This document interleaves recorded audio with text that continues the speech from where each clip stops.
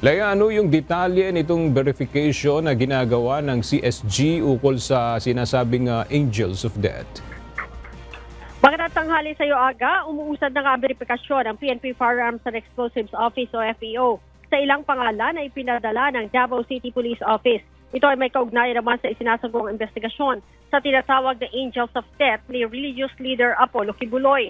Bagamat hindi tinukoy kung ilang pangalan ang kasama sa request na i-verify, sinabi ni CSG spokesperson, Police Lieutenant Colonel Yudisan Golciano, na mayroon na silang nakita na mayroong mga permit at mayroon ding walang nakitang record.